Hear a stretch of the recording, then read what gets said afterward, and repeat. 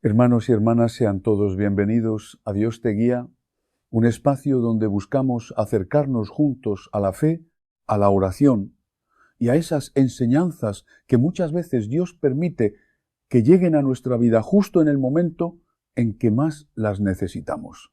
Antes de comenzar con el tema de hoy, necesito contarles algo que me sucedió hace algunos años en mi parroquia.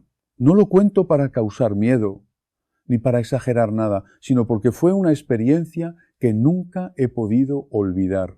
Fue una de esas situaciones que como sacerdote lo dejan a uno en silencio, pensando durante días, y que cambian profundamente la manera de mirar ciertas costumbres que muchas familias tienen después de la muerte de un ser querido.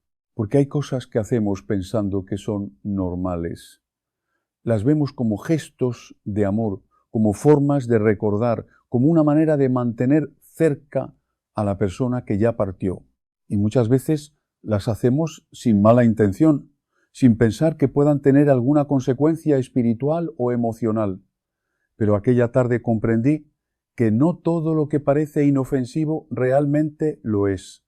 Era un martes por la tarde, yo estaba en la parroquia cuando se acercó una señora, voy a llamarla doña Carmen para proteger su identidad, venía llorando.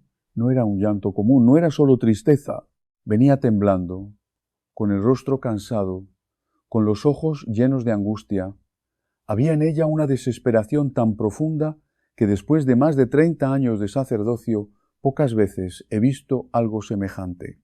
Se sentó frente a mí y casi sin poder hablar me dijo: «Padre, algo está pasando en mi casa. Desde que murió mi esposo, siento que algo entró con nosotros». Yo la escuché con atención. No quise interrumpirla. En esos momentos uno debe escuchar primero, porque detrás de esas palabras puede haber mucho dolor, mucha soledad y también mucho miedo. Entonces le pregunté con calma, ¿qué había sucedido después del fallecimiento de su marido? ¿Qué cosas habían cambiado en la casa? ¿Qué había hecho ella con sus pertenencias? Y fue entonces cuando me dio una respuesta que me rompió el corazón. Me dio: «Padre, yo guardé toda su ropa. Todavía la tengo en el closet. No he podido sacarla. Algunas noches, cuando la tristeza me gana, entro ahí, abrazo su ropa y me quedo así, porque siento que él todavía está conmigo». Hermanos, al escucharla, uno puede entender su dolor. ¿Quién no comprende a una mujer que ha perdido al esposo con quien compartió tantos años? ¿Quién no entiende esa necesidad de sentir cerca a la persona amada? Pero lo que ocurrió después en aquella familia, lo que esa mujer y sus hijos comenzaron a vivir durante meses dentro de esa casa, fue algo muy duro, algo que ningún ser humano debería tener que atravesar. Y todo comenzó con algo que parecía tan natural, tan humano, tan lleno de amor. Hoy vamos a hablar de eso. Hoy vamos a hablar de la ropa de los difuntos, de por qué la Iglesia Católica ha enseñado siempre con sabiduría sobre este tema, de por qué el demonio usa precisamente los objetos más cargados de afecto para colarse en nuestros hogares y en nuestras vidas. Quédense hasta el final, porque les voy a dar las herramientas espirituales concretas para proteger su hogar, para sanar lo que quizás ya esté afectado y para vivir en la paz que Jesucristo prometió a quienes lo siguen de verdad. Hermanos, si este mensaje ya está tocando algo en su corazón, si sienten que Dios les habló en estos primeros momentos, les pido por favor que se suscriban a este canal y activen la campanita de notificaciones. ¿Por qué les pido eso? No por números, no por estadísticas, sino porque hay miles de familias en este momento que tienen ropa de difuntos guardada en su casa, que tienen altares improvisados con objetos de sus muertos, que están viviendo situaciones espirituales que no entienden y que nadie les ha explicado con claridad desde la fe católica. Ustedes pueden ser el instrumento de Dios para que ese mensaje llegue a esa familia. Compartan este vídeo con esa hermana que todavía duerme con la almohada de su esposo fallecido.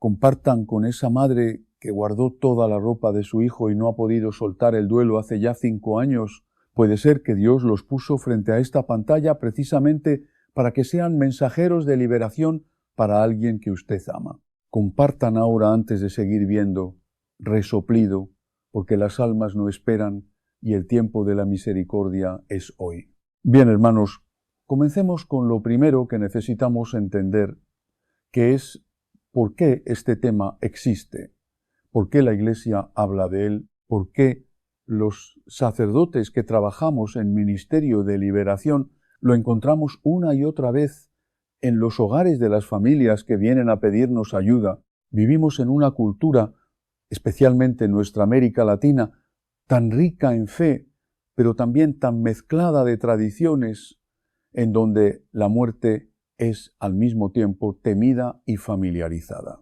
Y esa familiarización con la muerte, esa costumbre de querer mantener cerca a nuestros difuntos, puede ser una expresión hermosa de amor, pero también puede convertirse, cuando no está ordenada por la fe y por la prudencia cristiana, en una puerta abierta, lo que no debería entrar en nuestras casas. Fíjense bien en lo que les voy a decir, porque quiero que lo entiendan con claridad doctrinal. La Iglesia Católica enseña, y el Catecismo lo establece con precisión en el número 2113, que el primer mandamiento reprueba el politeísmo, pero también reprueba todas las formas en que el ser humano intenta establecer un vínculo sobrenatural fuera de Dios. Ahora, guardar la ropa de los difuntos no es en sí misma una práctica ocultista. Hermanos, necesito ser honesto con ustedes en eso. No estoy diciendo que sea un pecado quedarse con un suéter de su mamá como recuerdo. Lo que estoy diciendo, y en esto me baso en mi experiencia pastoral de décadas, es que cuando esa ropa se convierte en un centro espiritual, cuando se le habla, cuando se le reza, cuando se le pide algo, cuando se guarda como si en ella habitara el alma del difunto, entonces estamos entrando en un territorio que la Iglesia llama comunicación con los muertos. Y eso sí, está gravemente prohibido por Dios. El libro del Deuteronomio, capítulo 18, versículos del 10 al 12, dice con una claridad que no deja lugar a dudas: no se ha hallado en ti quien consulte a los muertos, porque es abominación para el Señor cualquiera que hace estas cosas. Dios no dijo eso porque quiera alejarnos de nuestros seres queridos que han partido. Dios lo dijo porque Él sabe, con conocimiento infinito, lo que nosotros apenas vislumbramos, que cuando intentamos comunicarnos con los muertos a través de objetos, rituales o prácticas, no nos comunicamos con ellos. Nos comunicamos con lo que se hace pasar por ellos. Y eso, hermanos queridos, es el territorio del enemigo. Déjenme explicarles cómo funciona esto espiritualmente, porque necesitan entenderlo para protegerse. Cuando alguien muere, su alma va donde Dios dispone, al purgatorio para ser purificada si murió en gracia, pero con deudas pendientes, o al cielo si ya fue perfeccionada, o al infierno en el caso más terrible, si murió alejada completamente de Dios. En ninguno de esos tres estados, el alma tiene la capacidad ni la autorización divina de regresar a los objetos materiales que usó en vida. Las únicas apariciones de almas que la Iglesia reconoce como posibles son las que Dios permite directamente con su autorización, con un propósito específico y con características muy particulares que los teólogos y los exorcistas sabemos identificar. No son apariciones que se invocan, no son apariciones que se provocan, no son apariciones que dependen de nosotros tener guardada la ropa del difunto. Entonces, hermanos, ¿qué es lo que pasa realmente cuando alguien guarda la ropa de un fallecido con intención de mantener una conexión espiritual con él? ¿Qué pasa cuando se le habla esa ropa? Cuando se le pide al difunto que proteja la casa, cuando se pone una vela frente al closet donde está guardada la ropa, lo que pasa es que se está creando una invitación espiritual. Y el demonio que, según San Pedro en su primera carta, capítulo 5, versículo 8, anda como león rugiente buscando a quien devorar, el demonio no deja pasar esas invitaciones. El demonio se hace pasar por el ser amado. Imita su voz, su presencia, su olor, incluso les da a las personas la sensación de que el difunto está presente, está protegiendo, está respondiendo, y así va ganando terreno, así va entrando, así va enraizándose en el hogar y en la familia. Recuerdo otro caso, hermanos, y les juro que esto que les cuento es real, con todos los detalles cambiados para proteger a la familia, una familia de 3 hijos adultos que vinieron a verme después de que murió su padre. El padre había sido un hombre de familia, pero también un hombre con muchos defectos, con muchas heridas, con cosas no resueltas en su vida espiritual. Murió de manera repentina y la madre, destrozada por el dolor, no quiso deshacerse de nada. Guardó toda su ropa, sus zapatos, su sombrero, incluso su toalla de baño. Los hijos me contaron que a los pocos meses de la muerte del padre empezaron a escuchar ruidos en la habitación donde estaba guardada esa ropa. La madre decía que a veces olía la loción de su esposo, que sentía que él le hablaba, que se sentía acompañada y no sola.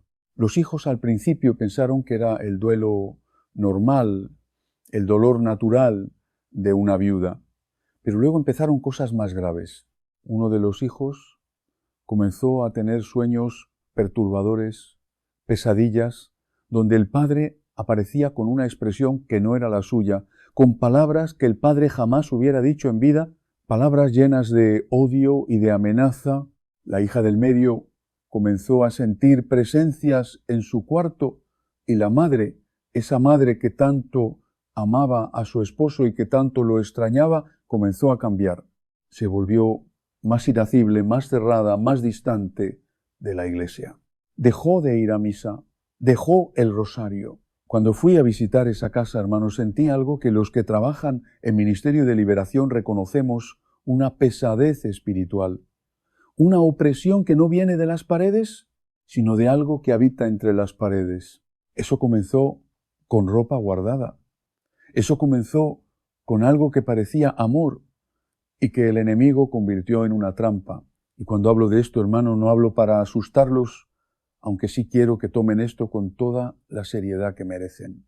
Hablo porque quiero que entiendan que el demonio es extraordinariamente inteligente.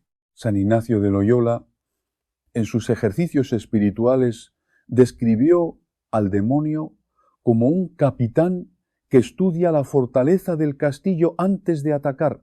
Y el demonio sabe perfectamente que nuestro punto más vulnerable no es el odio ni la maldad, es el amor mal encausado, el duelo no procesado, el apego excesivo, la incapacidad de soltar. Esos son sus puntos de entrada favoritos. No viene disfrazado de cosa horrible, viene disfrazado de consuelo.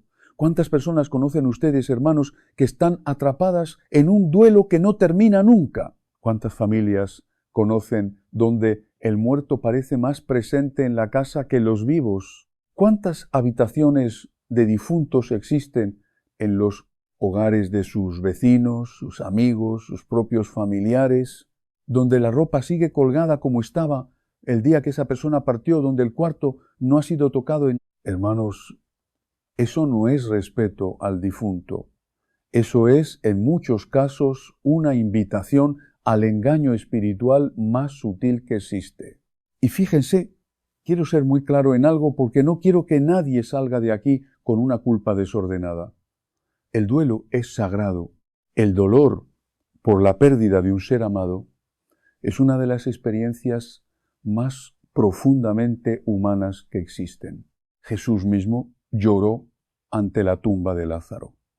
Juan capítulo 11, versículo 35, nos dice simplemente, Jesús lloró. El Señor no nos pide que no amemos a nuestros muertos. El Señor no nos pide que los olvidemos. Nos pide que los amemos de la manera correcta, rezando por ellos, ofreciendo misas por sus almas, encomendándolos a la misericordia divina, pidiendo la intercesión de los santos para ellos. Esa es la manera católica, ortodoxa y liberadora de relacionarnos con nuestros difuntos, no a través de objetos, no a través de intentos de comunicación directa, no a través de rituales que en el mejor de los casos no sirven de nada y en el peor de los casos abren puertas que después son muy difíciles de cerrar. Ahora, permítanme hablarles de algo que encuentro constantemente en mi ministerio pastoral y que está muy vinculado con este tema, la mezcla de fe católica con prácticas que vienen de otra parte. En nuestra cultura latinoamericana, hermanos, hay una mezcla que ha penetrado incluso en familias que se consideran muy católicas, muy practicantes. Son prácticas que combinan la devoción a los santos con rituales que vienen de la santería, del espiritismo, del curanderismo. Y dentro de esas prácticas, una de las más comunes es precisamente el uso de objetos de los muertos, su ropa, sus fotografías, sus artículos personales para hacer lo que se llama una consulta, o para limpiar la energía de la casa, o para llamar al espíritu del difunto y pedirle consejo o protección. Hermanos, necesito decirles esto con toda la autoridad que me da el sacerdocio y con todo el amor que siento por ustedes. Eso es espiritismo, eso está condenado por la Iglesia Católica.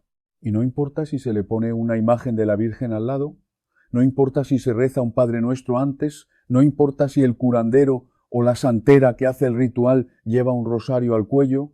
Mezclar lo sagrado con lo profano no santifica lo profano, lo que hace es profanar lo sagrado. El Catecismo de la Iglesia Católica, en el número 2116, dice explícitamente: todas las prácticas de adivinación deben rechazarse. El recurso a Satanás o a los demonios, la evocación de los muertos o de otras prácticas supuestamente reveladoras del porvenir. Y en el número 2117 añade: el uso de amuletos merece también reprobación. El espiritismo implica con frecuencia prácticas adivinatorias o mágicas.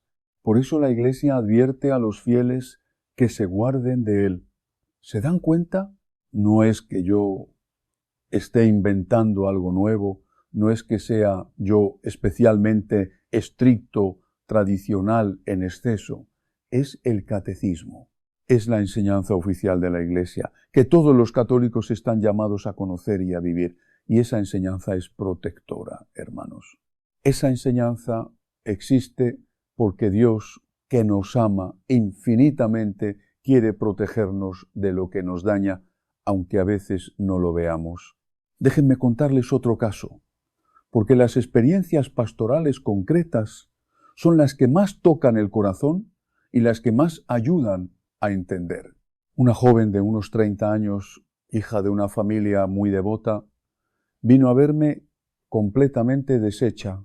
Me dijo que desde la muerte de su abuela, ocurrida un año antes, ella no podía dormir bien, que tenía una angustia constante, una tristeza que no cedía, que había consultado médicos y le decían que estaba bien físicamente, pero que algo por dentro no encajaba. Cuando empezamos a conversar, me fui enterando de algo importante.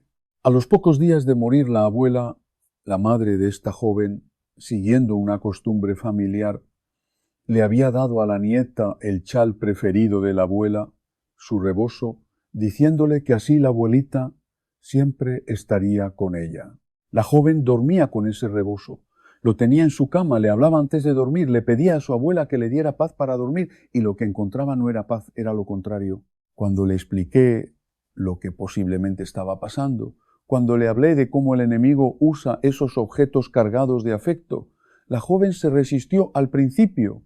Pero, padre, yo quería a mi abuela, no hay nada malo en eso. Y yo le dije lo mismo que les digo ahora a ustedes. El problema no es que quisieras a tu abuela, el problema es que el canal que estás usando para relacionarte con ella no es el que Dios ha establecido. El canal que Dios ha establecido es la oración, la misa, el rosario, la indulgencia plenaria en los días de difuntos, no el objeto, no el rebozo. No dormir con la ropa de la difunta como si en ella habitara su alma. Cuando esa joven con valentía y con fe entregó ese rebozo para que fuera bendecido y resignificado cuando lo quitó de su cama y de su cuarto, cuando fue a confesarse y a comulgar, hermanos, el cambio fue inmediato. Esa noche durmió. De corrido, por primera vez en meses. Eso no es coincidencia, eso es la gracia de Dios obrando en un alma que se abre a la verdad. Y esto me lleva a algo fundamental que quiero enseñarles hoy, porque no basta con advertir del peligro. Necesito darle las herramientas concretas para protegerse y para sanar. Lo primero que necesitan entender es que si en su hogar hay ropa u objetos personales de difuntos que han sido usados de manera espiritual, ya sea hablándoles, rezándoles, poniendo veladoras frente a ellos o consultando a alguien que los usó en algún ritual, esos objetos necesitan ser tratados pastoralmente. Eso no significa necesariamente destruirlos, aunque en algunos casos puede ser lo más prudente. Significa que necesitan ser liberados de cualquier vínculo espiritual desordenado y consagrados nuevamente a Dios. Y eso se hace con la presencia de un sacerdote, con bendición, con agua bendita, con la oración de la Iglesia. El agua bendita, hermanos, no es agua bonita, no es un símbolo poético, es un sacramental de la Iglesia que cuando se usa con fe y con la intención correcta, tiene poder real sobre las fuerzas espirituales del mal. El ritual romano de bendición del agua incluye una oración de exorcismo que el sacerdote pronuncia sobre esa agua, y esa oración no es decorativa, es eficaz por el poder de Cristo y por la autoridad que la Iglesia ejerce en su nombre. Cada hogar católico debería tener agua bendita en la entrada y cada miembro de la familia debería santiguarse con esa agua al entrar y al salir como escudo espiritual constante. Eso no es superstición. San Cirilo de Jerusalén, en sus catequesis del siglo II, ya explicaba el poder sacramental del agua bendita precisamente contra los ataques del enemigo. Pero el agua bendita sola no es suficiente si no va acompañada de una vida de gracia. Hermanos, aquí está la clave que muchos no quieren escuchar, pero que necesitan escuchar. No hay sacramental que funcione en una vida sin sacramentos. No hay agua bendita que proteja un hogar donde nadie va a misa. No hay medalla milagrosa que defienda a quien vive en pecado mortal sin confesarse. No hay escapulario del Carmen que cubra quien no tiene ninguna intención de vivir según las promesas que hace cuando se lo pone. Los sacramentales son medios, son canales de gracia, son auxilios maravillosos que la Iglesia nos da precisamente porque somos seres materiales, que necesitamos lo visible para relacionarnos con lo invisible. Pero esos medios solo funcionan dentro de una vida ordenada a Dios. Y en ese sentido, hermanos, déjenme hablarles de la confesión, porque en mi experiencia pastoral es el sacramento más abandonado, el más temido, el más malentendido y al mismo tiempo el más poderoso para desatar lo que el enemigo ha atado en nuestras vidas. Cuando una persona viene a mí con problemas espirituales en su hogar, lo primero que le pregunto no es ¿cuánta agua bendita tiene ni cuántas medallas lleva puestas? Lo primero que le pregunto es ¿cuándo fue la última vez que se confesó de verdad? Con examen de conciencia sincero, con arrepentimiento genuino, con propósito firme de enmienda. Porque el pecado mortal, hermanos, es como quitar la puerta de la casa. Es una apertura al enemigo que ningún sacramental puede compensar. Solo el sacramento de la reconciliación restaura esa puerta. Solo la absolución sacerdotal en el nombre de Cristo devuelve al alma la gracia y cierra lo que el pecado había abierto. San Pío de Pietrelcina, el Padre Pío, que fue uno de los exorcistas más extraordinarios de la historia de la Iglesia en el siglo XX, decía que la confesión era la medicina del alma. Y no es una frase bonita, es una verdad teológica. El sacramento de la reconciliación no solo perdona, también sana, también libera, también restituye. Y por eso el demonio odia la confesión con una furia particular. Por eso pone en el corazón de los fieles vergüenza, miedo, excusas, postergaciones. Ya iré la próxima semana, no hice nada grave. El sacerdote me va a juzgar. Todo eso son susurros del enemigo para mantener al alma alejada del sacramento que más lo derrota. Hermanos, si están escuchando esto y llevan meses o años sin confesarse, quiero que sepan que no importa cuánto tiempo ha pasado, no importa qué hicieron, no importa qué tan lejos creen estar de Dios. La misericordia divina no, tiene límites cuando hay arrepentimiento sincero.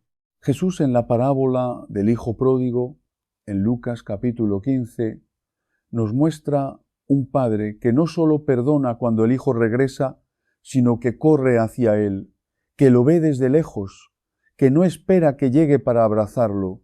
Eso es Dios con cada uno de ustedes. Cada vez que vuelven a la confesión, Dios corre hacia ustedes.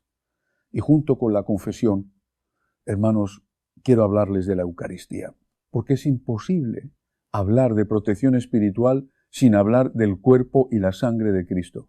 El Catecismo, en el número 1374, enseña que en el sacramento de la Eucaristía está verdadera, real y sustancialmente Jesucristo, su cuerpo, su sangre, su alma y su divinidad. No un símbolo, no una representación. Él mismo presente de manera real. Y cuando recibimos la comunión en gracia de Dios, cuando nos acercamos a la Eucaristía con el alma limpia y con fe viva, ¿qué pensamos? ¿Qué pasa? Que recibimos a Jesucristo dentro de nosotros. Y donde Cristo está presente, el demonio no puede estar. No puede, no tiene poder. San Juan Crisóstomo decía que el alma que comulga dignamente se convierte en un lugar tan sagrado que los ángeles se postran en adoración ante ella. Eso, hermanos, es la Eucaristía como escudo espiritual. Por eso, cuando vienen a mí familias con problemas espirituales, una de las primeras preguntas que hago es ¿cuántas veces van a misa? ¿Y cuántas veces comulgan dignamente? Es decir, estando en gracia de Dios y habiendo examinado su conciencia, porque si la misa del domingo se ha vuelto opcional, si la Eucaristía se recibe por costumbre sin preparación, si el hogar no está centrado en Cristo sino en otras cosas, entonces hay una fragilidad espiritual que el enemigo va a aprovechar siempre, sin excepción. Ahora quiero hablarles de algo que está muy relacionado con el tema de la ropa de los difuntos, pero que muchos no han considerado nunca. Me refiero al proceso de duelo y a cómo, cuando ese proceso no se vive desde la fe, se convierte en una vulnerabilidad espiritual enorme. El duelo, hermanos, es una herida, y las heridas que no se curan debidamente se infectan. Un duelo no procesado desde la fe católica tiende a producir apegos desordenados, y los apegos desordenados a los muertos son exactamente el tipo de grieta que el enemigo busca para entrar. ¿Qué es un duelo bien procesado desde la fe?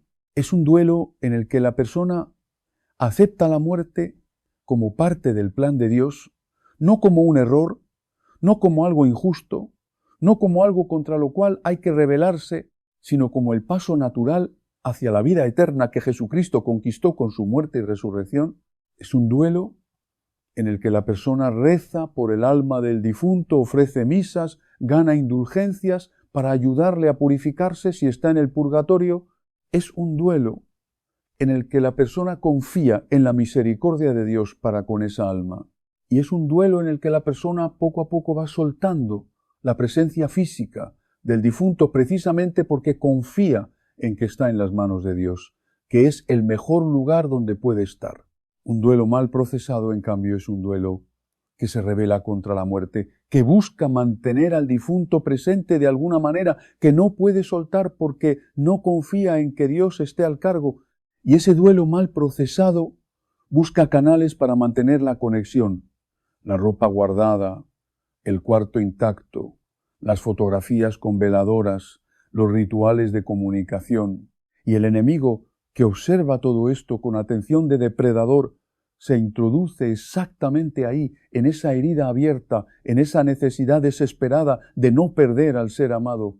Quiero ahora hablarles de algo práctico, de algo que pueden hacer hoy, esta noche, cuando terminen de ver este vídeo. Si en su hogar tienen ropa de difuntos que ha sido usada espiritualmente o que simplemente llevan años guardadas sin saber muy bien por qué, sin poder soltarla, hay un proceso que les recomiendo. Primero, oren, hagan una oración sencilla pero sincera. Señor, te entrego este objeto, te entrego mi dolor, te entrego a mi ser querido que partió. Confío en que está en tus manos y eso es mejor que estar en las mías. Segundo, consulten con su sacerdote, cuéntenle la situación, pídanle que bendiga ese objeto o que les oriente sobre qué hacer con él. Tercero, si sienten que hay algo oscuro asociado a ese objeto, si sienten pesadez, angustia o miedo relacionados con él, pidan al sacerdote que haga una bendición más específica del hogar, incluyendo ese espacio.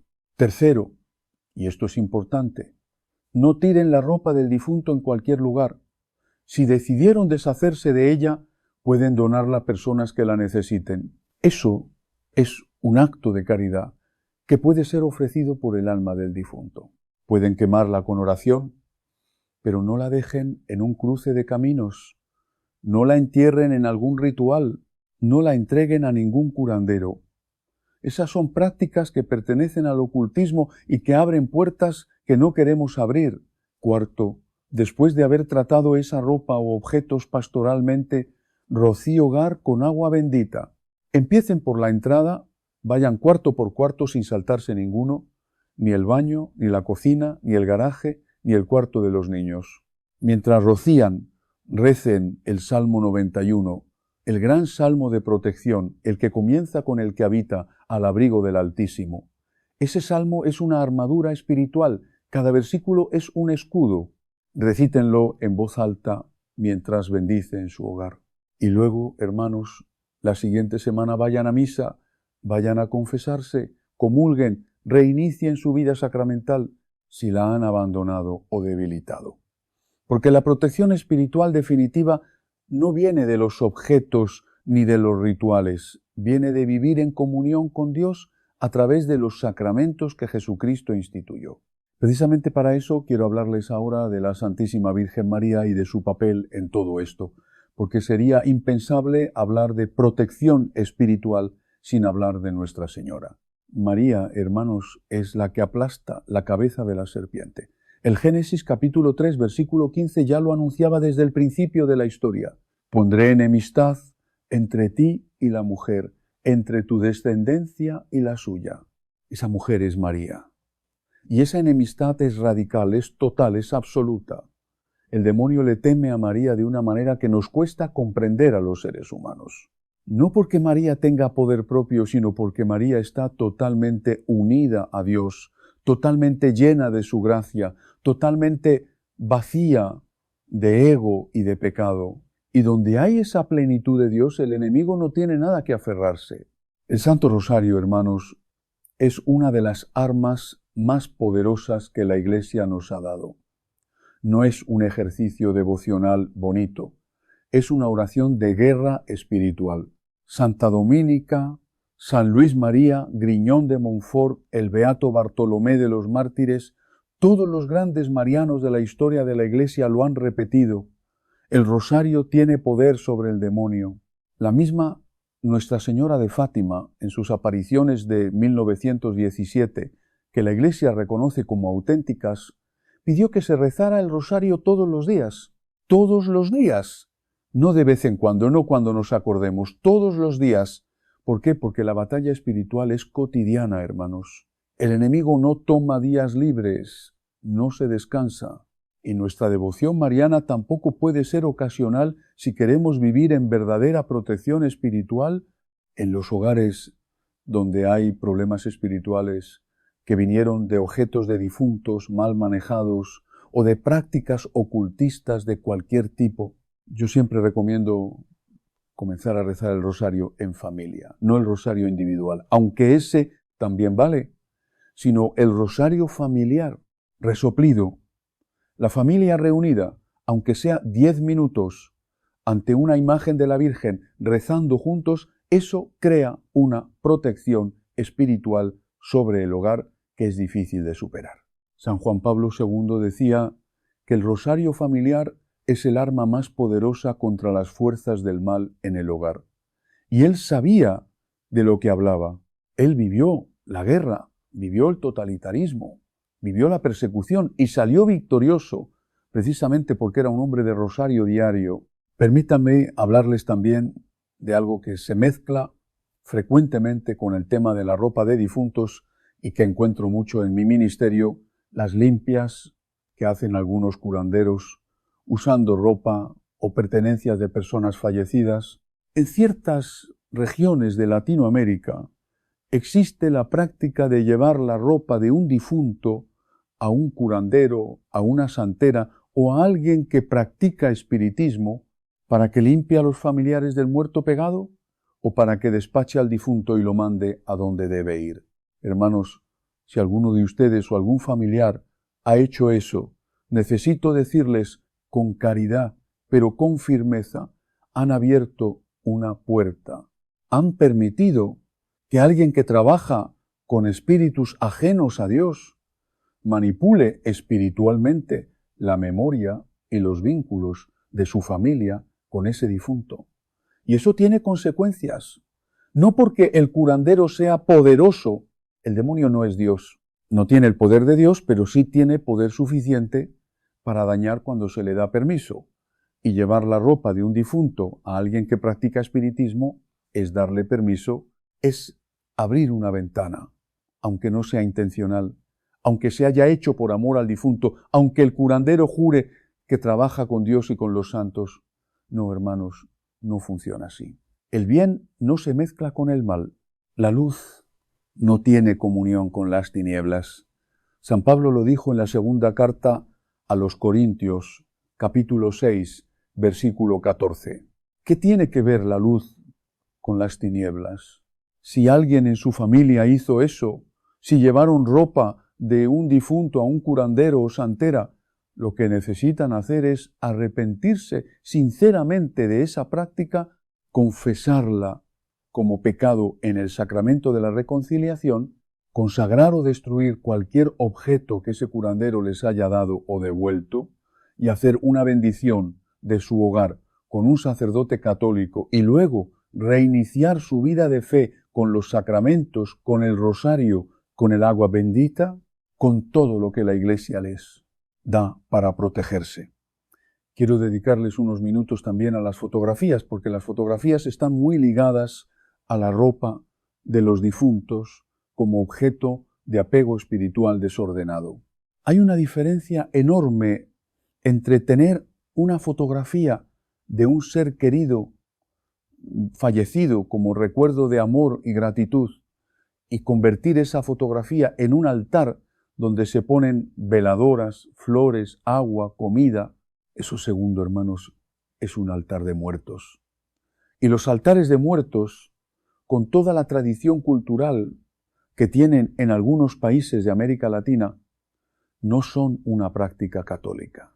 El Día de los Muertos, como celebración cultural, tiene elementos bellos de memoria y de unidad familiar, pero cuando se convierte en un altar espiritual donde se invita al difunto a volver y a comer y a estar presente, entonces ha cruzado una línea que la fe católica no aprueba. La manera católica de honrar a nuestros muertos en ese día es ir al cementerio, limpiar y adornar la tumba, rezar el rosario junto a ella, ir a misa por el alma del difunto, ganar indulgencias plenarias para ofrecerlas al purgatorio. Eso sí es profundamente católico. Eso sí ayuda al difunto. Lo otro, el altar con comida y agua para que el espíritu regrese, no ayuda al difunto. Alimenta lo que se hace pasar por él. Hermanos, sé que lo que estoy diciendo hoy puede estar generando incomodidad en alguno de ustedes. Quizás están pensando en objetos que tienen en casa, en prácticas que han tenido, en rituales en los que han participado. Quiero decirles que esa incomodidad que sienten no es juicio de mi parte ni de Dios. Es la voz del Espíritu Santo que toca la puerta de su corazón. Es la gracia que trabaja. Y la respuesta correcta a esa incomodidad no es apagar el vídeo ni defenderse interiormente. La respuesta correcta es abrirse, dejarse limpiar, dejarse sanar. Porque Dios no está enojado con ustedes. Dios no está llevando la cuenta para castigarlos. Dios está esperándolos con los brazos abiertos, como el padre de la parábola, como el pastor que deja las 99 ovejas para ir a buscar la que se perdió. Cada uno de ustedes que está viendo este vídeo en este momento es esa oveja y Dios los está buscando a través de este mensaje, a través de estas palabras, a través de esta oportunidad que tienen ahora mismo de decirles sí. Y en ese camino de regreso a Dios, hermanos, quiero darles también herramientas de oración concreta. Existe una oración que recomiendo especialmente para los hogares que han tenido problemas con objetos de difuntos o con prácticas de comunicación con muertos. Es la consagración del hogar al Sagrado Corazón de Jesús. Esta consagración, cuando se hace con fe, con solemnidad y con la imagen entronizada en la casa, convierte el hogar en un territorio sagrado donde la presencia de Cristo es invocada como Señor y dueño del espacio. El Sagrado Corazón de Jesús entronizado en el hogar es un acto de soberanía espiritual que dice: este espacio pertenece a Dios. Aquí manda Cristo. Aquí no hay lugar para ninguna otra soberanía espiritual. La forma correcta de hacer esto es con el sacerdote presente, si es posible. Si no puede, la Iglesia tiene un formulario precioso para esta consagración que pueden encontrar en cualquier misal o en los recursos de su parroquia. Hagan eso, hermanos. Entrónicen el Sagrado Corazón de Jesús en su hogar.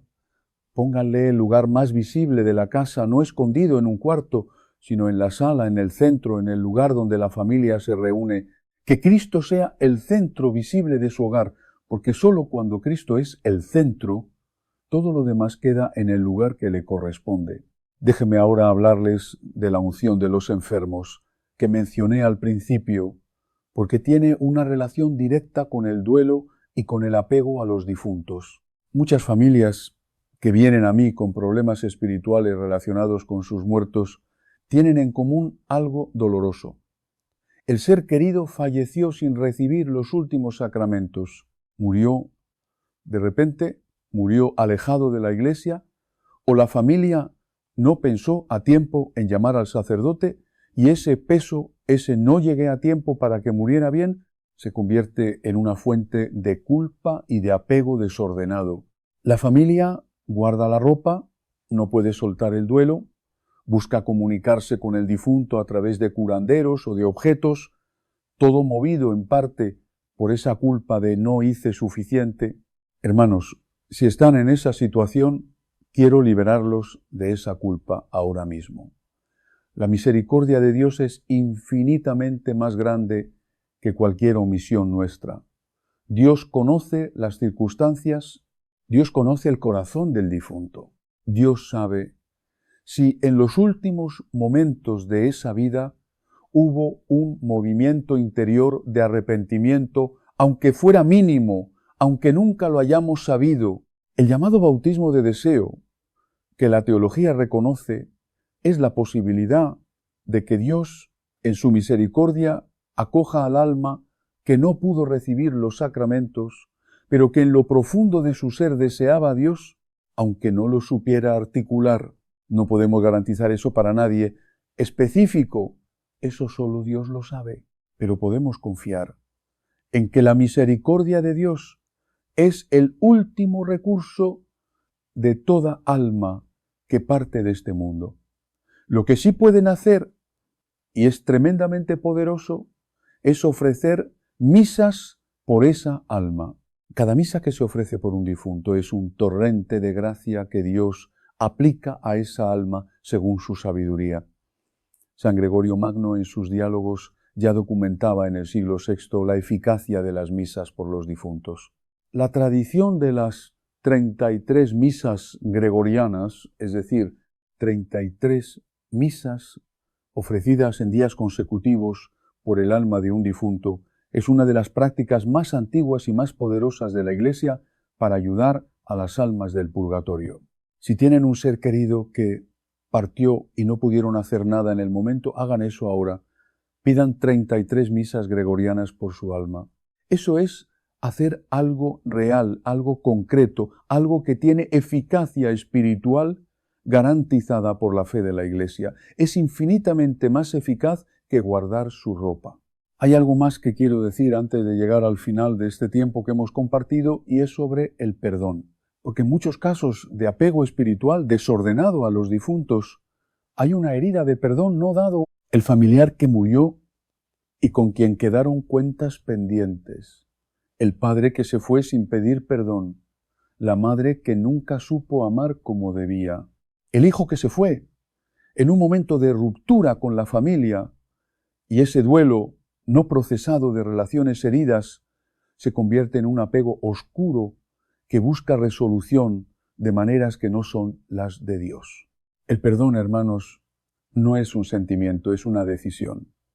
Es decir, yo elijo no seguir teniendo a esta persona como deudora de mi corazón. La dejo ir, la entrego a Dios.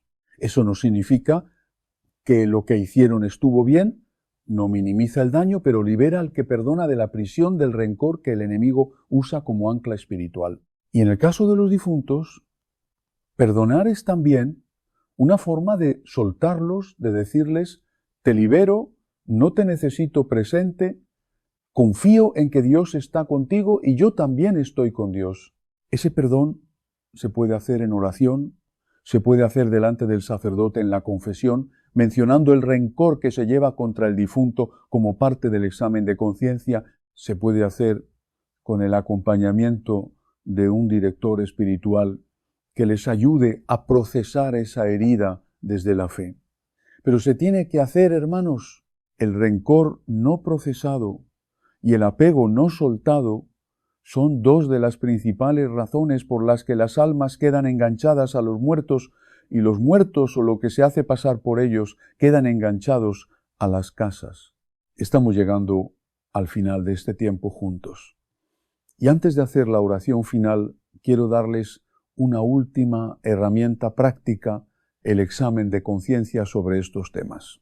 Les pido que se hagan estas preguntas en silencio interior mientras las leo. ¿Tengo en mi hogar ropa u objetos de difuntos que he estado usando como punto de contacto espiritual con esa persona? ¿He consultado alguna vez a un curandero, santera o espiritista llevando objetos de un fallecido? ¿He puesto veladoras, incienso o comida frente a fotografías o pertenencias de un difunto, invitándolo a estar presente? ¿He dormido con ropa de un fallecido buscando sentir su presencia? ¿He pedido a algún difunto que me proteja, que me hable, que me dé señales? He tenido en mi hogar un cuarto altar dedicado al difunto donde hago actos que son más espirituales que simplemente recordatorios. Si la respuesta a alguna de estas preguntas fue sí, no hay lugar para el pánico, hay lugar para la acción. La acción que Dios les pide es clara: arrepentimiento, confesión, corrección de la práctica, bendición del hogar, vida sacramental renovada. Eso está al alcance de todos y la misericordia de Dios está disponible para todos en este mismo momento.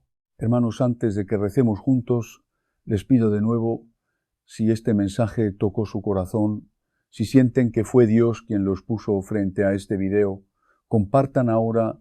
Hay personas en su lista de contactos que necesitan escuchar esto. Hay madres que guardan la ropa de sus hijos fallecidos y que viven en angustia sin saber por qué. Hay hijos adultos que visitan el cuarto intacto de sus padres muertos como si fuera un santuario y sienten algo oscuro que no saben nombrar.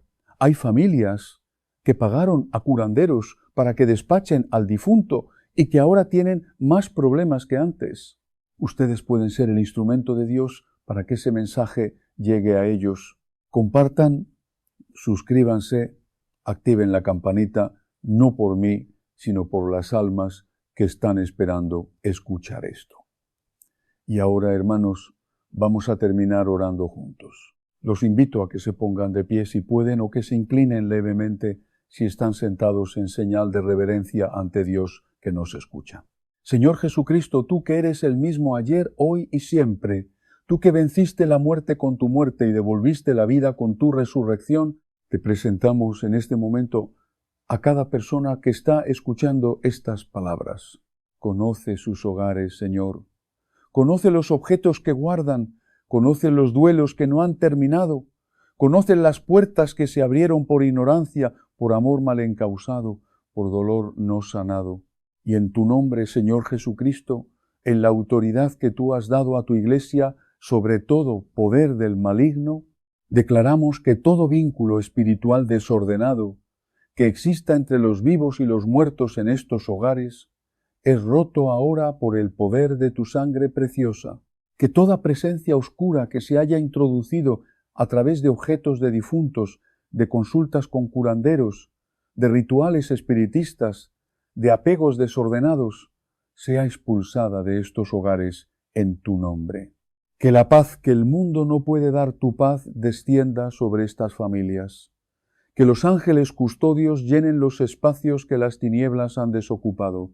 Que la sangre preciosa de Cristo trace un círculo de protección alrededor de cada hogar que en este momento se une a esta oración, que ninguna familia que escuche estas palabras se sienta sola, abandonada o sin defensa.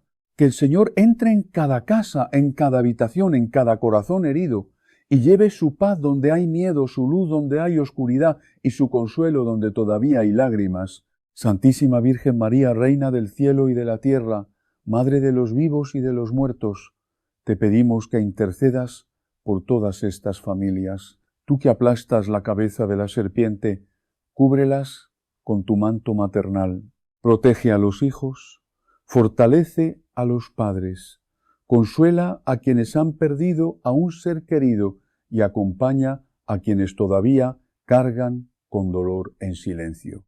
Madre Santísima, presenta a sus ángeles custodios como refuerzo de protección.